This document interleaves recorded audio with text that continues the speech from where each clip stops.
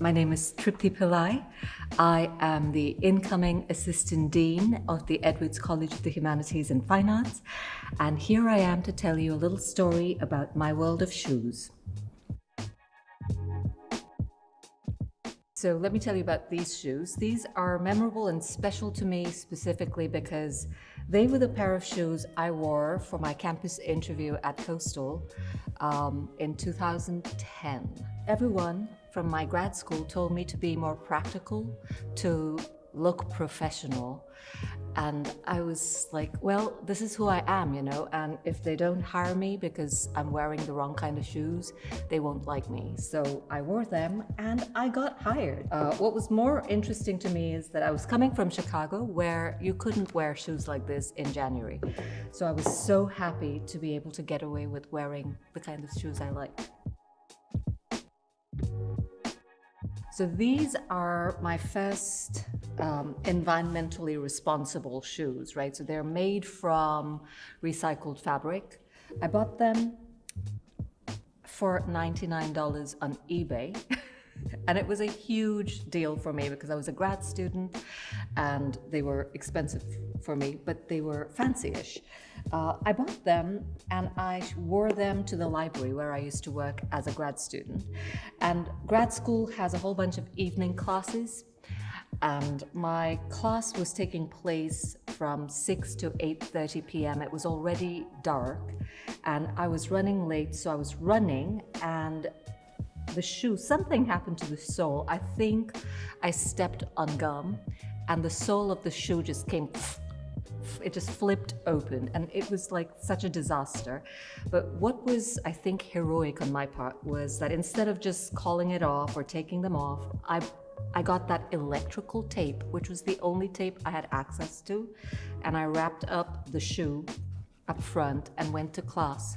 So the lesson is, buy electrical tape, don't miss class, especially if you're in grad school, and you'll be okay. They will survive and you'll survive with it. So I took them to a shoe repair person who was like so happy. He was like, you must really like your shoes.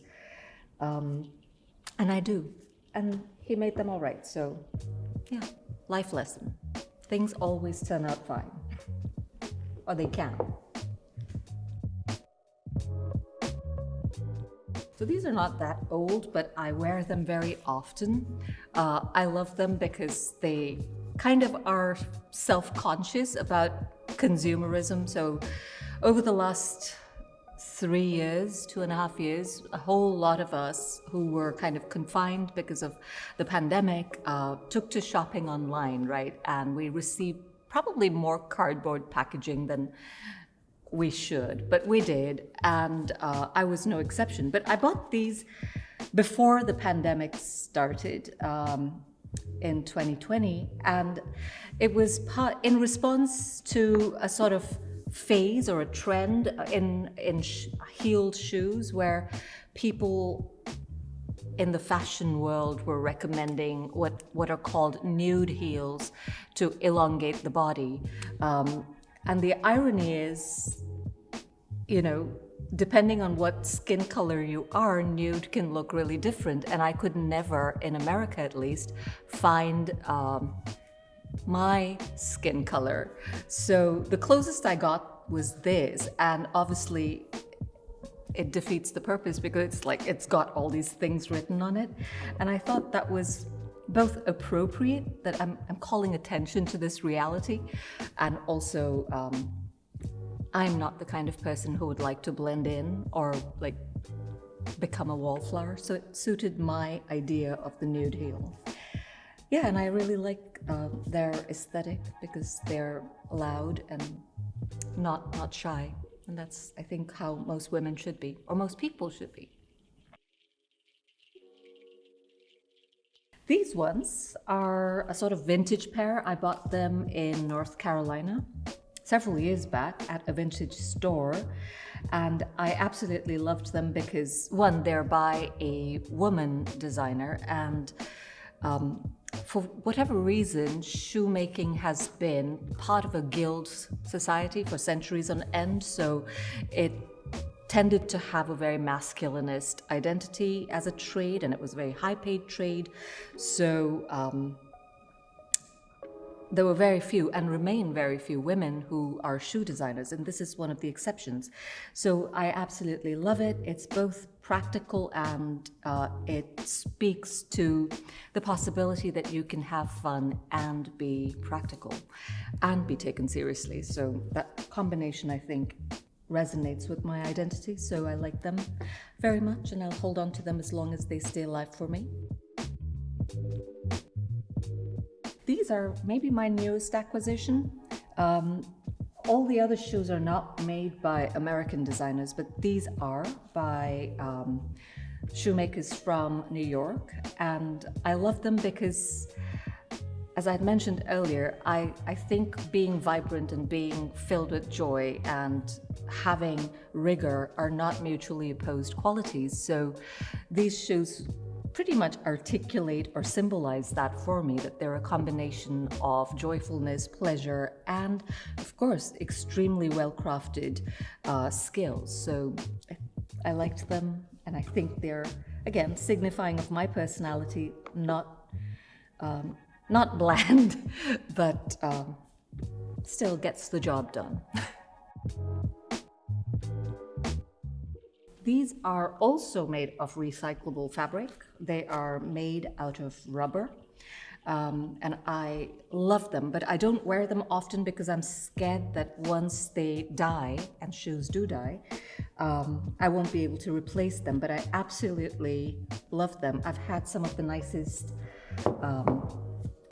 times in my life wearing them, in that I've been to some of the most wonderful study abroad trips with students wearing these shoes, and people were like, how are you going to walk in these? And I was like, you don't worry about that, I will handle it. But it was, I think, the best study abroad tour I had with our students, the greatest experience. So they have great memories for me, and the fact that they are made of recycled rubber makes them particular. A few years back, maybe in 2018, I think it was, 2016, sorry.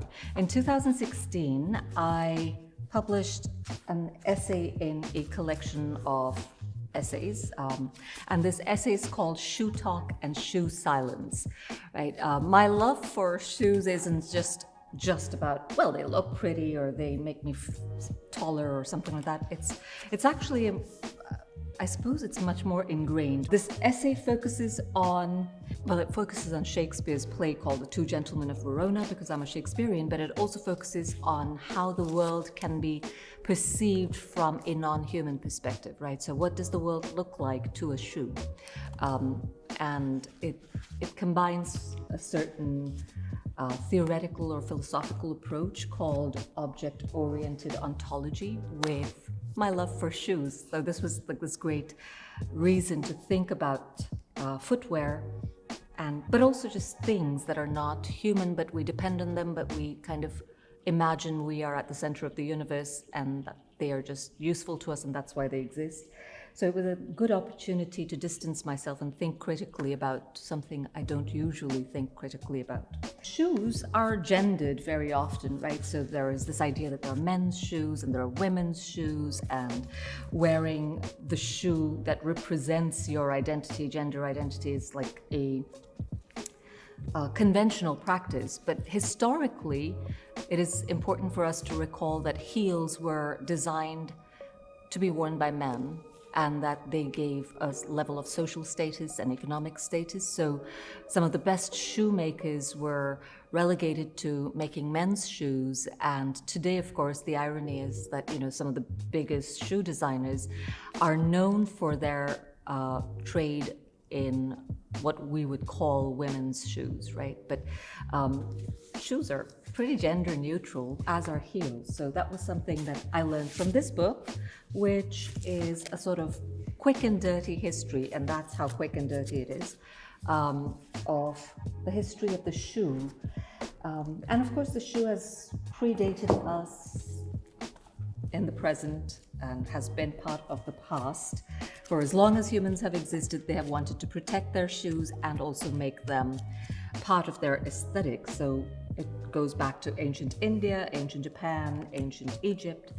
But one moment which I find really remarkable in modern Western life is how women's suffragette movements were connected to shoes, and how what women wore, which is not very different from today either, but what women wore was seen as a reflection on their social, moral, economic identity. And in the 1910s and 1920s, women started resisting the sort of overarching, domineering approach to their bodies by claiming their footwear to be part of their own aesthetic and aesthetic making, as opposed to something that represented their parents, their fathers, their husbands, and so on. So the suffragettes had a great investment in shoes, and they did a lot of walking in them. So therein lies my story that I wanted to share. I hope you enjoyed it, and I look forward to seeing you all in the fall.